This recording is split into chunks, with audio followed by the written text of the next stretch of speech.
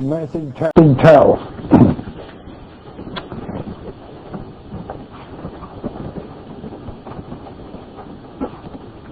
We have the good soldiers of Christ. These are again mentioned by Paul to Timothy.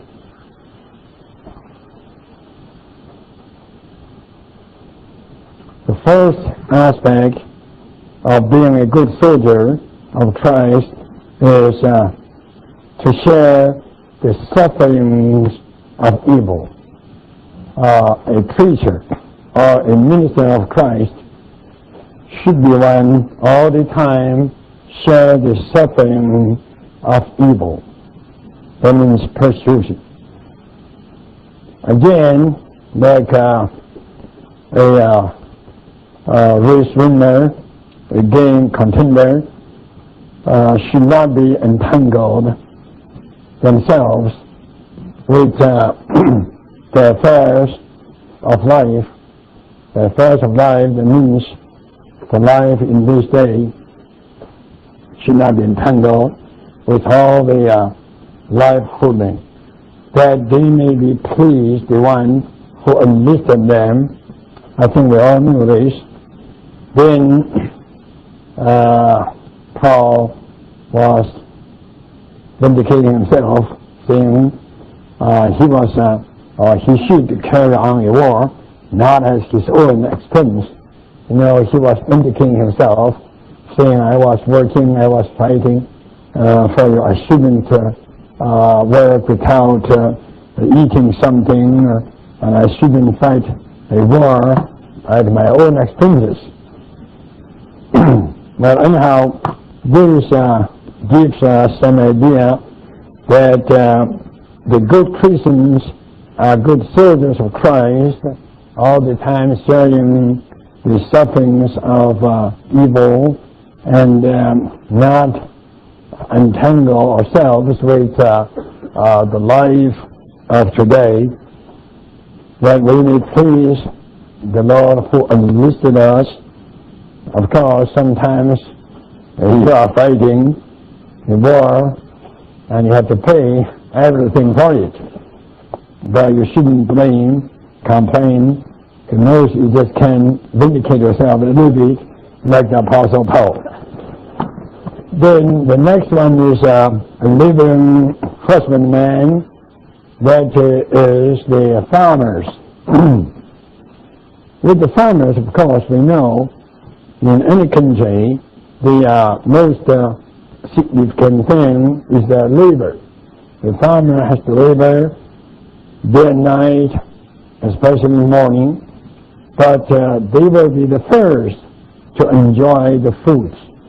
This is a kind of encouragement, a kind of comfort. Paul says this to Timothy. By waiting the precious fruit through long suffering. Again, there is the need of endurance, long suffering. The word endurance probably denotes we endure some things with men, and long suffering denotes we long suffer the situation. That means, as a farmer, you have to be long suffering in that kind of a situation. You're not enduring people's persecution, but you have to long suffer the circumstances that you may receive the precious fruit. So you have to wait. Well, next one is stars. This is something. The stars are the shining ones in the churches, who are the serving ones, that means the messengers or the angels of the churches, responsible for the testimony of Jesus. I believe we all know in the past we have stressed very much that in the epistles and in Acts the responsible ones are called elders, but in the book of Revelation, they are not mentioned there as elders, but the Revelation only says those who are shining in the churches and who are responsible for the testimony, not for the affairs, not for the business of the church, but for the testimony of Jesus. They are likened to stars. Well, they might be the elders. We don't know. But anyhow, they are called the angels of the church. The translators, mostly, they do not dare to translate that word into angels. Actually, it is a Greek word for angels. Most of them translate the word into messengers. I don't like it, but we just take it. Anyhow, these ones may not be the official elders or the other elders in position. They may be the real faithful ones, the real spiritual ones, and they may be the overcoming ones among the saints in the church. But in the eyes of God, they are the shining stars bearing the living testimony of Jesus. So they are held in the hand of Christ. That is the head of the church. The head of the church holds all these shining ones. It is altogether not up to themselves, but to the holding one. Then they are participating in and enjoying the seven spirits of God, because Revelation 3:1 says, the one who has the seven spirits holds the seven stars. And this indicates that the seven spirits are just for the seven stars. In other words, they are searching and infusing and enlightening spirits. The sevenfold spirit is for the shining stars. The searching and enlightening are for the stars shining. In other words, the stars shining comes from the searching and enlightening of the sevenfold spirit. And this also indicates in the degradation of the church time. Some faithful ones must be filled with the sevenfold spirit, that they could be the shining stars to bear the living testimony of Jesus. Now we come a hard point for us to take. That is the man-child. The man-child in Revelation 12 is a part, an inner part, a central part, a very, very crucial part of that universal woman. And probably you all know, as you have read those messages on Revelation 12, that the universal woman is a composition of all God's people, of three dispensations. Number one, the dispensation of the patriarchs, and number two, the dispensation of the law, and then the dispensation of the grace, that means of the church. That universal woman, upon her head, right, 12 stars signifying the patriarchs.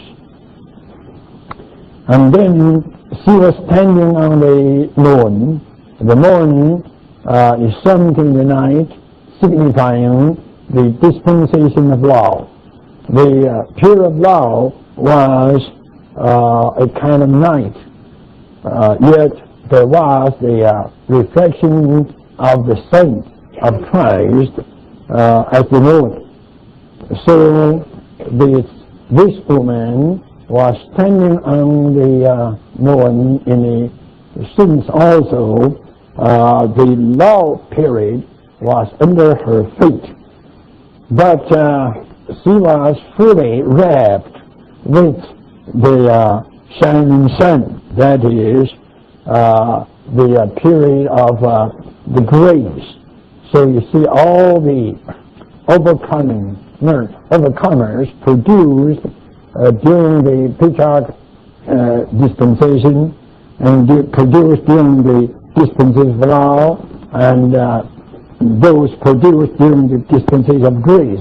They all are the components of this universal woman. Of course, you know, in Christianity, some different kind of interpretations. The most prevailing way is to say that woman is Mary, the Holy Mother, who produced the man-child Jesus Christ. That this is very, very superficial, blind interpretation. Mary could never be that universal. And how could 12 stars upon her head and the moon is under her feet and she is wrapped up with the sun? It is impossible unless the Catholic Church would enthrone her in that way.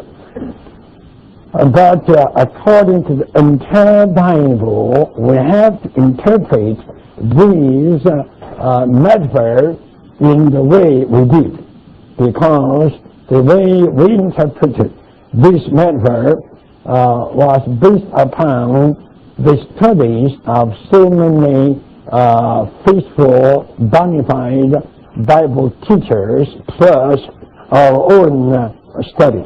We have no way but to interpret that way as we did.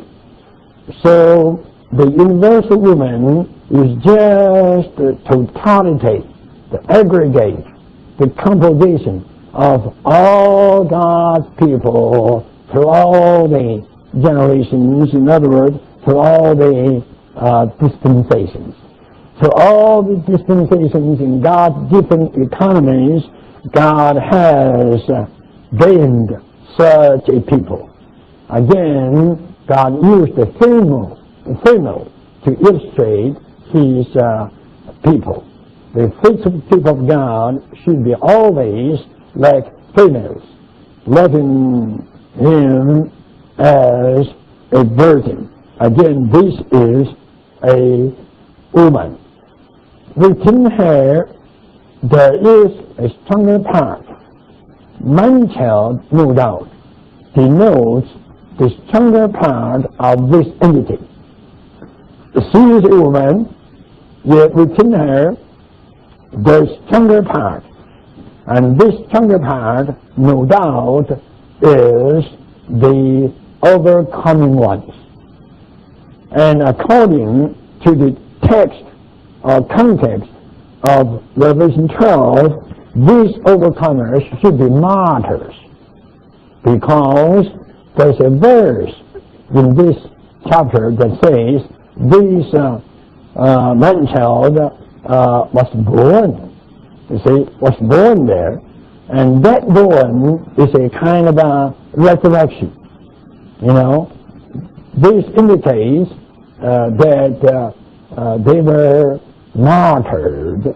And not only so, there's also another verse indicating their martyrdom, that they loved the Lord to overcome Satan, not loving their selfish life. That means they have been sacrificed as a martyr. So this man-child signifies the dead overcomers through all the dispensations. No doubt it includes Abel. Abel might be the first among the overcomers who compose the man-child. Now we have to take care some of the points a little bit. They are the overcomers among the believers, who are the dead saints.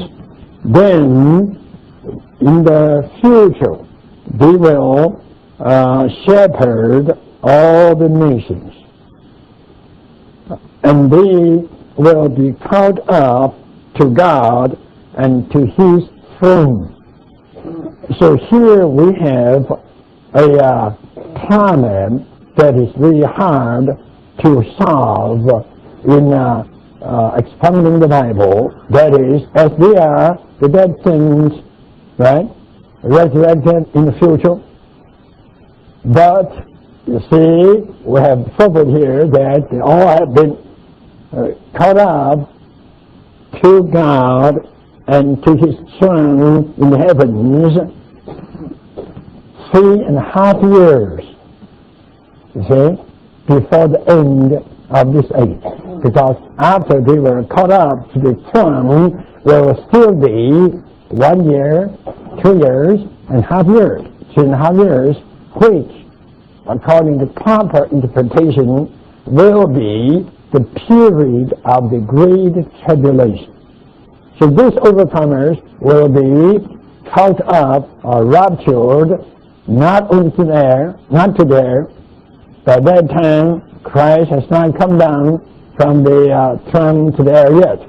So these overcomers were captured to the throne, the third heaven, to God and to His throne before the tribulation. Yet, listen, we know the majority of dead saints will not be resurrected this earth. See, according to Thessalonians 4, they all will be resurrected and raptured nearly at the end of the time of tribulation. So we have somewhat a problem. But anyhow, according to the clear context of chapter 12 Revelation, no doubt these overcomers were dead ones. And they were born, that means they were risen up from the dead before the time of the Great Tribulation, because they were caught up to the throne of God before 3.5 years before the end of this age. That means before the tribulation. Anyhow, whether we can reconcile or we can solve the problem or not, we have to take the clear word of the Bible concerning the future. It is really hard to fix all the things. We could only see some of the show windows through some of the clear verses. This is all what we can say.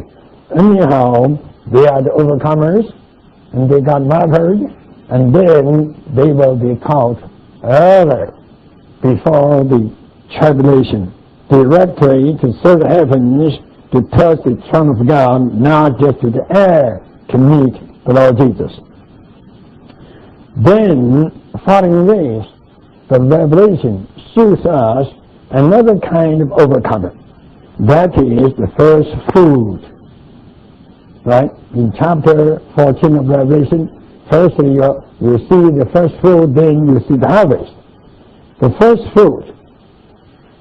These are the earlier overcomers among the believers, and the first right ones in God's field. You see, these are the living ones, the living overcomers. The man-child refers to the dead overcomers through all the dispensations. But the first fruit refers to the living ones up to the end of this age. Of course, it was before the 3.5 years of tribulation.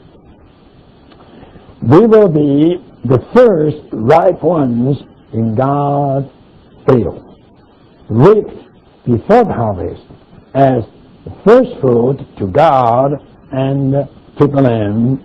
And there in Revelation 14, they were also caught up to the Mount of Zion. That means the very place of God's dwelling in the heavens, that is in the third heavens. So again, these first fruits will not be raptured to the air, but to the third heaven, to man down in the heavens, to be in the presence of God and Christ. And these are the virgins. And the virgins here doesn't care for the sex. You see, they are in their virginity. That means they are the overcomers who were not defiled, who followed the Lamb wherever he went, and in whose mouth no lie was found, for they were without blemish. So they were the saints.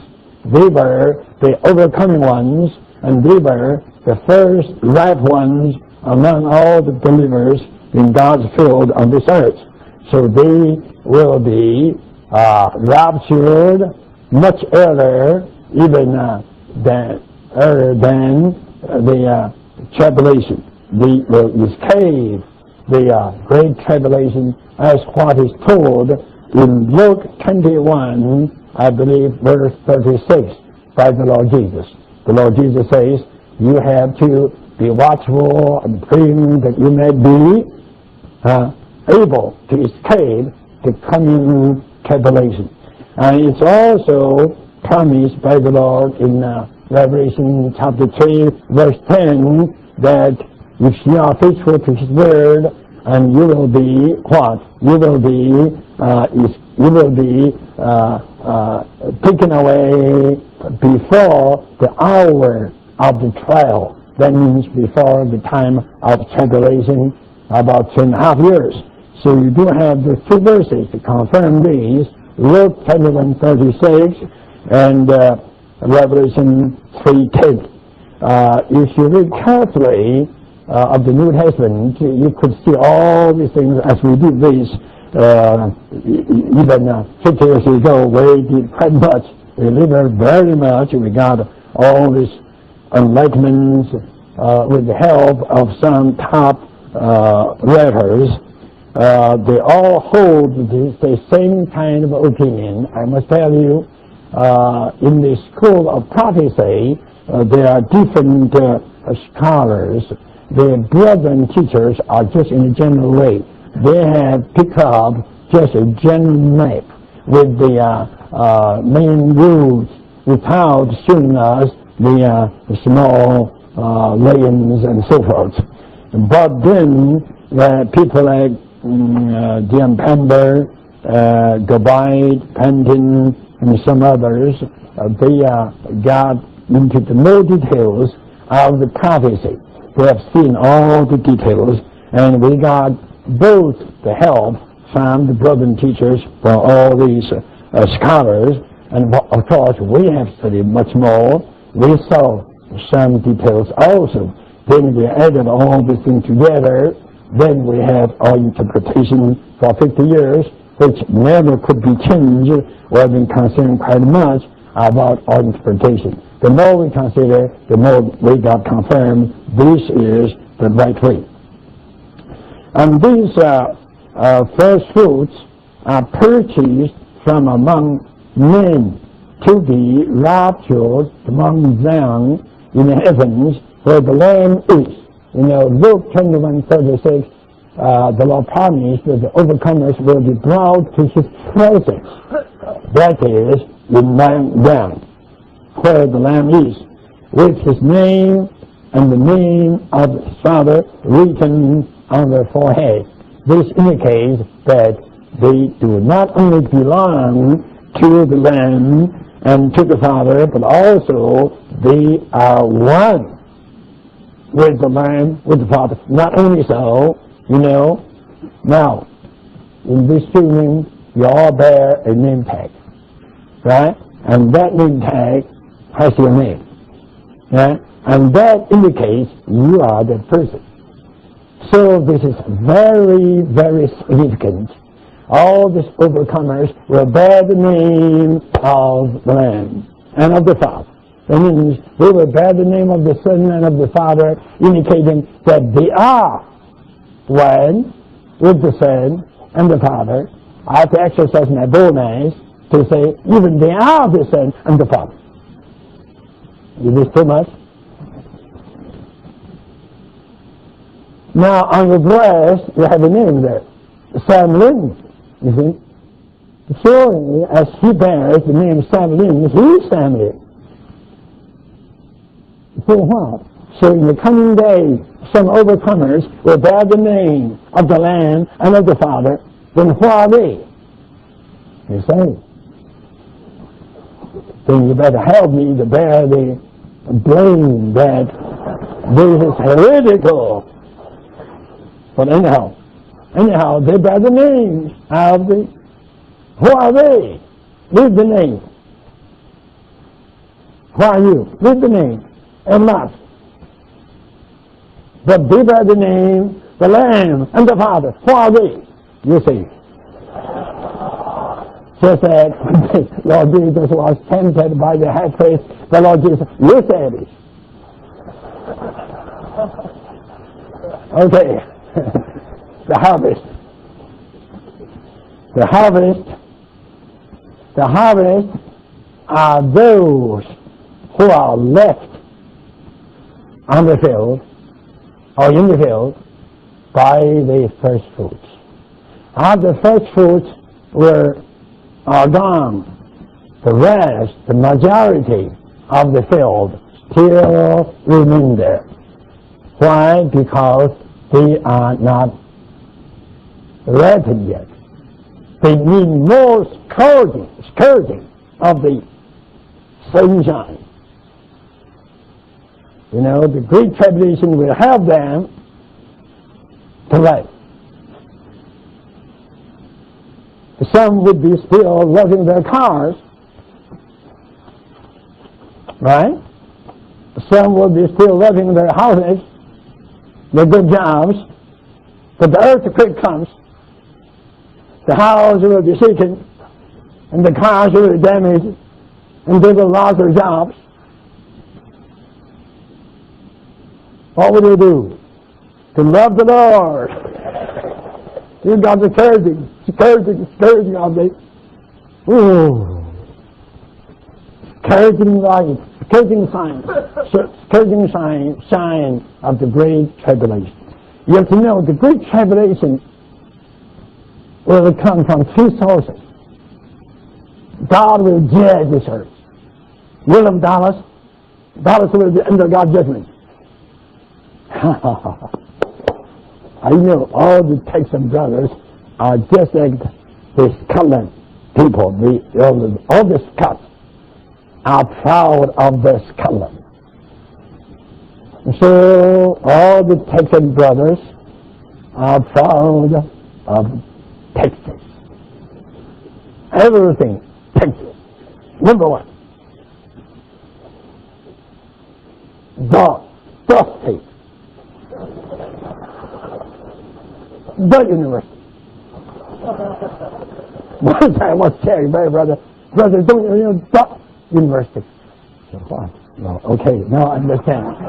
Everything Texan is the state.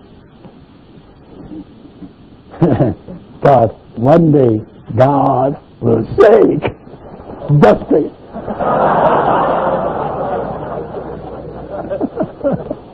God will judge the entire universe in those 3.5 years. And Satan will come to damage, to do his best to damage humankind as much as he can. And the Antichrist will do his best to kill the Jews, number one, and the Christians. You see, two sources will come in just to damage this earth. If you will be still on this earth, how could you escape? This is not my teaching. This is my collection of all the points of the New Testament. If you would be diligent to study all the verses of the New Testament as we did 50 years ago, you could have such a teacher.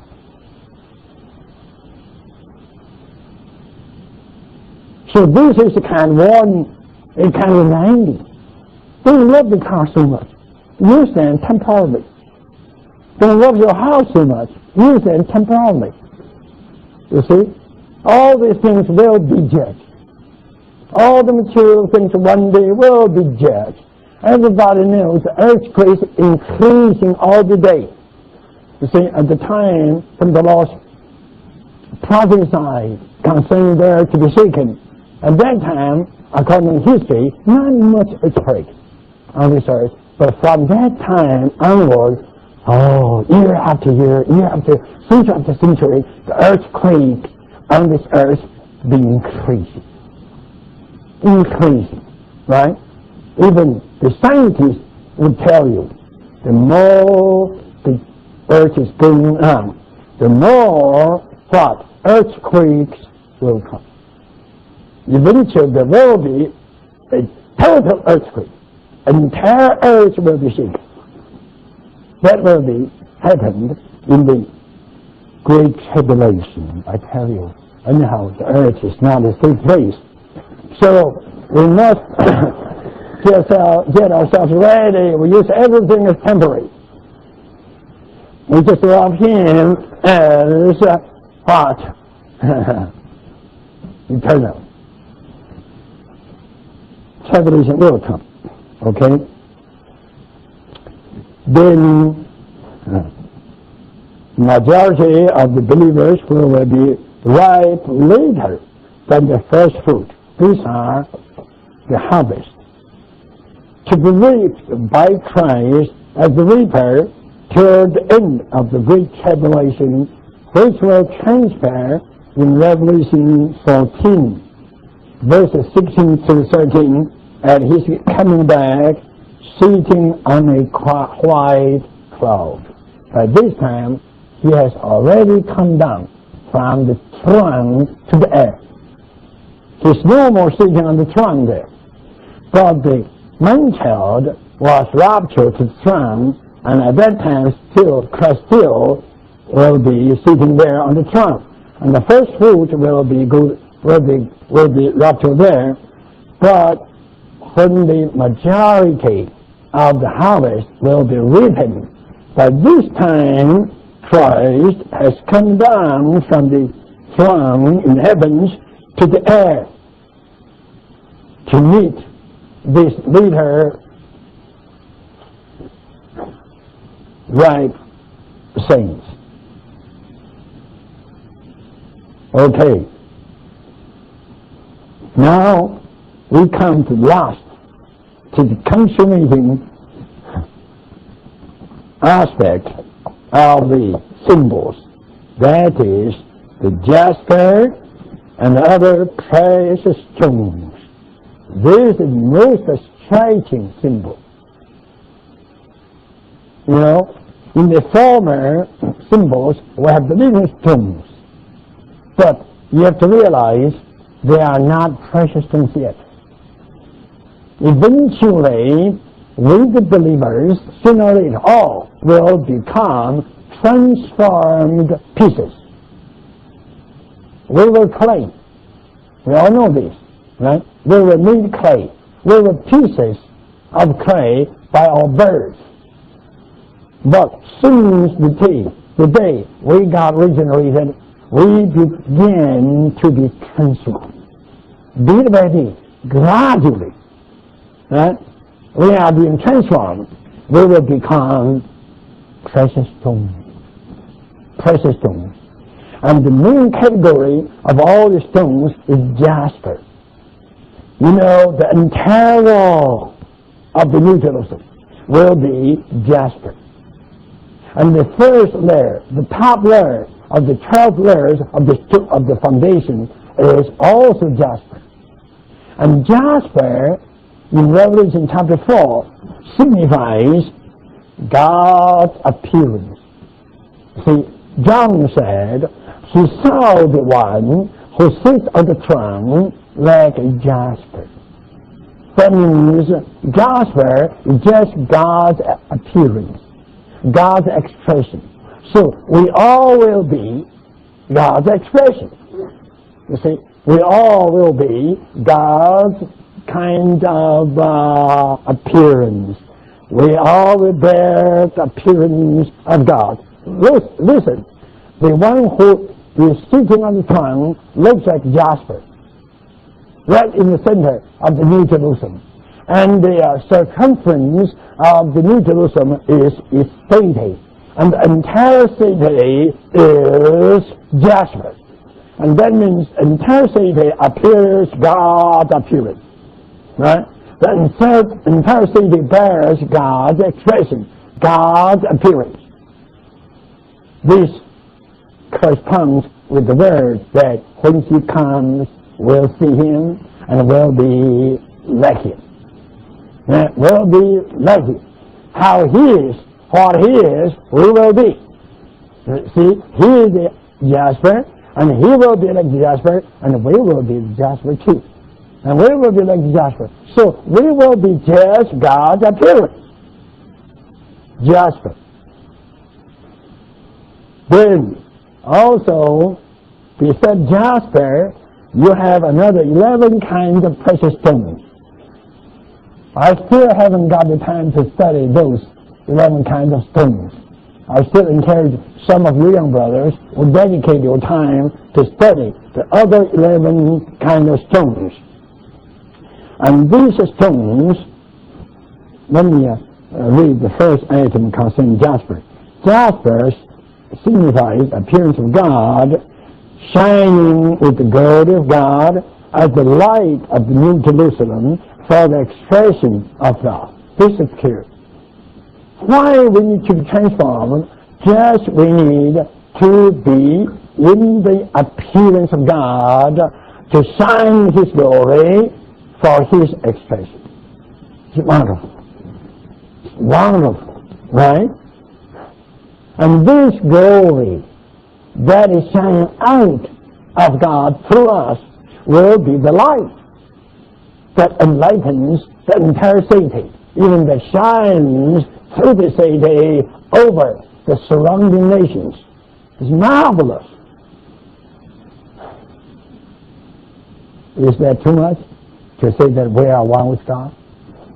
By this you could see we will be one with God. We will be one entity with God. God is jasper and we are jasper. To shine His glory, to enlighten the city, and to send over all the surrounding nations. It's marvelous. Good number 2, other precious stones signify the riches of the beauty of Christ. 11 kinds of other stones. They all signify the riches of the beauty of Christ in different aspects for the foundation of God's eternal dwelling. All these are not material aspects. All these are spiritual significances of the divine reality. There's no word to describe all these things.